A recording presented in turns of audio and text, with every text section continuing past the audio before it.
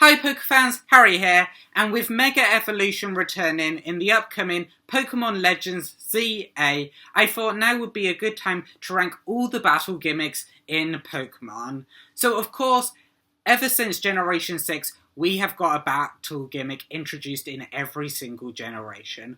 Of course, these are Mega Evolution, Z moves, Dynamax/Gigantamax, and of course Terastallization. And in this video I will be ranking them from worst to best.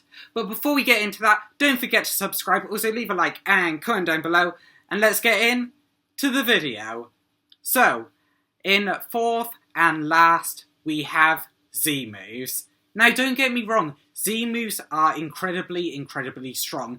They basically double the power of the base move that the Z move is based off, and they are just fun and cool as well, with them having a lot of cool animations and moves. Some of my favourites are like Pulverizing Pancake, which is Snorlax's signature Z move, and Let's Snuggle Forever, which is Mimikyu's Z move. And of course, they are incredibly strong, with, of course, the damage dealing Z moves being just incredibly strong. But also, if you connected a Z move to a non-damaging move, you could get an Omni Boost, or you could get like a triple buff into one stat. I mean, Splash was actually useful, with Z Splash being a +3 boost to your attack stat. And that's not it, because there were certain Z moves for specific Pokemon, which not only dealt a whole load of damage, but they also had a special effect as well.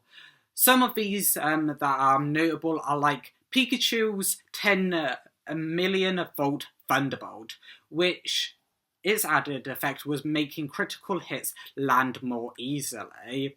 And it doesn't just stop with the mascot, because the pseudo-legendary of Generation 6, Kommo-o, had its own signature Z move, being Clangorous Soul Blaze, which boosts Kommo-o's stats, so giving it a Z move, as well as dealing damage to not only one, but two of the opponent's Pokemon. And of course, the Gen 7 box art legendaries had their own signature Z moves, with Solgaleo getting Searing Sunray Smash, Lunala getting Menacing Moonrays Maelstrom, and Necrozma possibly getting the best one, being Light That Burns the Sky. And those three Z moves had the effect that they ignored the target's ability, so the Z moves weren't affected by that.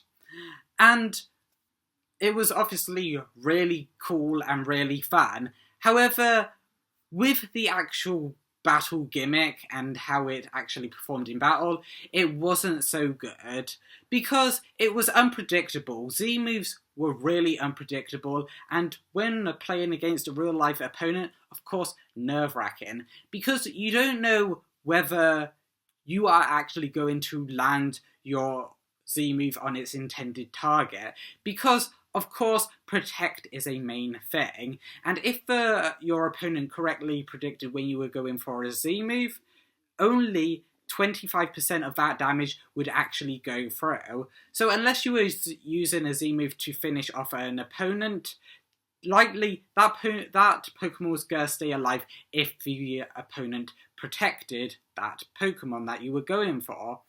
And it works the other way round as well, because you were worried about actually being hit by a Z move as well. So it made it basically all luck whether you were actually going to protect on the turn that they were using their Z move on you.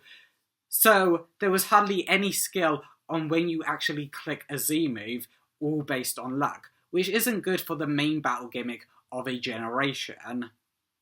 And this is without mentioning that to use a Z move, a Pokemon has to hold a Z Crystal, limiting what Pokemon can use a Z move. And also, along with holding a Z Crystal, a Pokemon could have to hold that to use a Z move, rather than a potentially other better item for it. And also, even though Mega Evolution had that same problem. They seemed that just to be more popular, and even Game Freak acknowledges this, because in Generation 7, when Z-moves were introduced, a marketing was that in the battle tree, Megastones were available for purchase.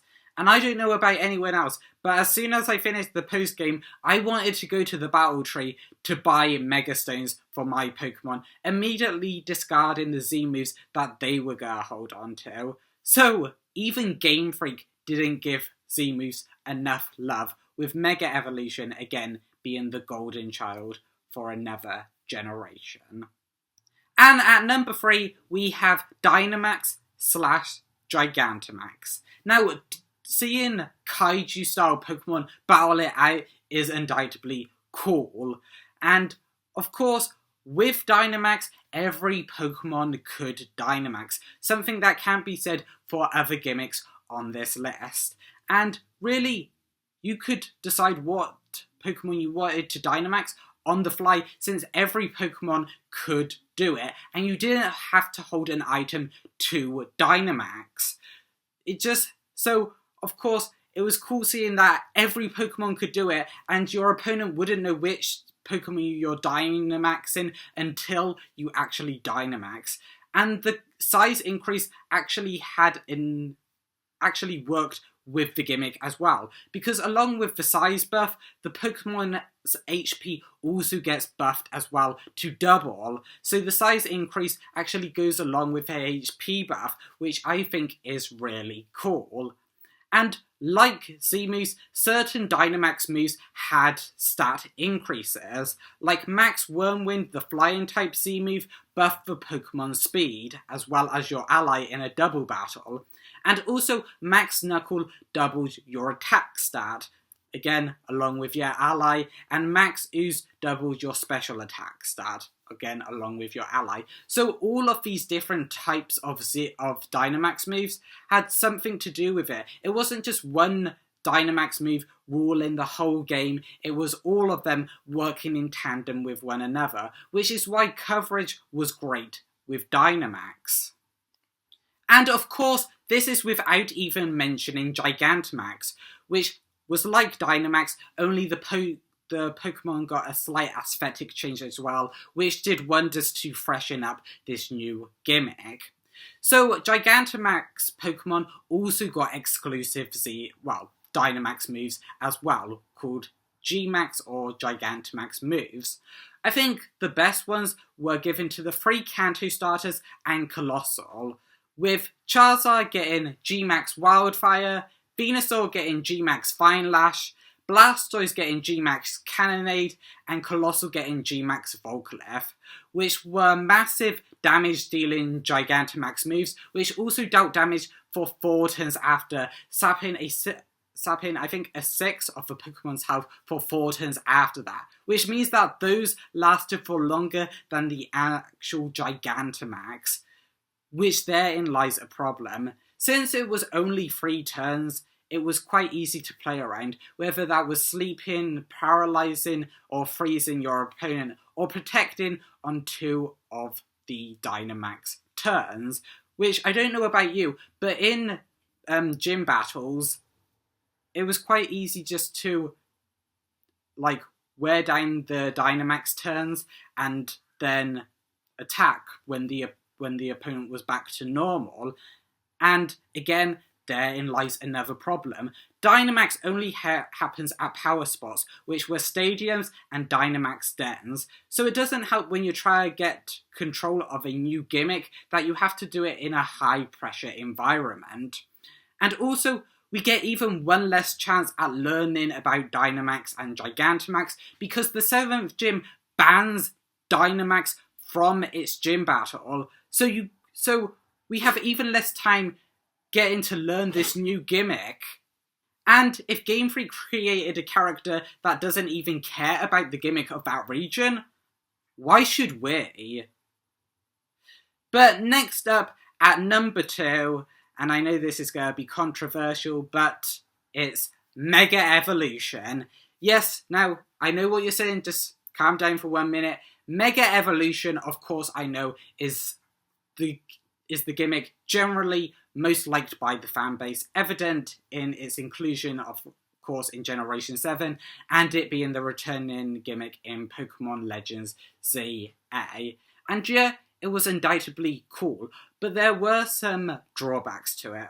But first, of course, I'll go over what was good about it, just like I did for Z-Moves and Dynamax.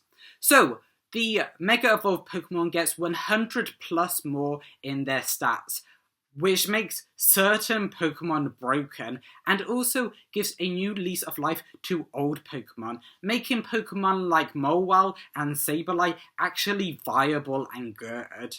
And also, Pokemon that were already good, like Kangaskhan, Gengar, and Gardevoir, they became broken in their Mega forms, which was of course amazing for Mega Evolution. And it didn't stop there, with of course being the bonkers inclusion to give Mega Evolution to Legendaries, making, well, the 3 strongest ever Pokemon, of course being Mega Rayquaza and Mega Mewtwo X and Y, all with a base stat total of 820, which is bonkers. Hardly any other Pokemon come close to even touching them. The only Pokemon stronger than them, Eternamax Eternatus, is not even playable, which is insane. But of course, as I mentioned, there were some drawbacks, with the Pokemon having to hold an item, the Mega Stone, to Mega Evolve. Wait, what's that? Mega Rayquaza doesn't have to hold a Mega Stone to Mega Evolve. Yeah, just give the most broken Pokemon not the debuff. I'm sure that it won't become exceptionally broken and create its own tier because it's just too strong. But, of course, with that debuff of having to hold an item, there was, well, not an ability to hold a potentially better item which other Pokemon like to hold. And, of course, as I mentioned, some Pokemon were incredibly busted, but not all Mega Pokemon were created equal, with Mega Audino and Mega Beedrill basically being a waste of a Mega. Even with their Mega forms, they had no ability to shine at all in any sense of the word. So, basically, Mega Evolution fails at its main premise, which was making bad Pokemon viable. And this is without even mentioning that some Pokemon were better in their base forms than their Mega forms. Take Garchomp, for example. Base Garchomp is better than Mega Garchomp because it is faster and it still hits incredibly hard. How can you mess up a 700 base stat total Pokemon? I don't know, but somehow Game Freak managed it with Garchomp. And really, as you were not being able to make all bad Pokemon good, and you somehow even made good Pokemon bad, Mega Evolution cannot be number 1 on this list. So, of course, number 1 is Terastallization. And, yeah, it is just insanely strong Terastallization, because it's just bonkers. So, of course, let's first focus on the good parts of Terastallization, which there are a lot. But when a Pokemon terastallizes, it gains 1.5 times stab to the new type that they terastallized into, if they didn't terastallize into one of their types that they were before, meaning that they get stab bonus on their new type, making coverage moves incredibly strong if you, of course, terastallize to the type that the move is. And without it even mentioning, if the Pokemon terastallizes to the same type that they were before, they gain 2 times stab bonus, which is even more than the regular stab bonus, which is 1.5, like if you terastallize to a new type. So you are getting an even more powerful move just for being your normal type if you terastallize into that, which is incredibly broken. And also, as I mentioned, when you terastallize into a new type, basically a Pokemon can shed their own weakness. Like, for example, Pikachu is a Pokemon that is weak to ground, but if it terrestrializes into a flying type, it is now immune to all ground type attacks, basically having 0 weaknesses. And of course, this was a thing in the run-up to Scarlet and Violet, where I'm sure you've all seen or heard the meme that a Terra Electric Shedinja holding an air balloon would be unkillable, which it would be, and that is bonkers. Which of course brings me to my next point. A Pokemon doesn't need an item to terrestrialize, and your opponent, like with Dynamax/Gigantamax, wouldn't know what Pokemon is being terrestrialized until it happens. And the thing is, you're not even stuck with that Terra type. Of course, you are in the battle, but you can find Terra shards throughout the region, and once you get enough, you can change your Pokemon's Terra type. So your opponent wouldn't know, even if they faced you before, that even if you terrestrialize the same Pokemon, they wouldn't even know whether it was the same type or not, being that counters to that Pokemon could not even be counters anymore, making terrestrialization insanely busted, with it hardly having any weaknesses, which is insane for a battle gimmick. So, really, I think in my eyes, the gimmick that should be returning, or actually continuing in Pokemon Legends ZA is not Mega Evolution, but terrestrialization. And I wonder if there's going to be any more gimmicks, since we've hit maybe the pinnacle in terrestrialization in upcoming Pokemon generations. But that is just my thoughts. Let me know down in the comments below what you think. Do you think terrestrialization is the best gimmick, or do you disagree? Do you think it's one of the other 3? And are you excited for Mega Evolution returning in the upcoming Pokemon Legends ZA? Let me know down in the comments below. Also, if you like this video, don't forget to leave a like, also subscribe and share it out. And I will see you in the next one.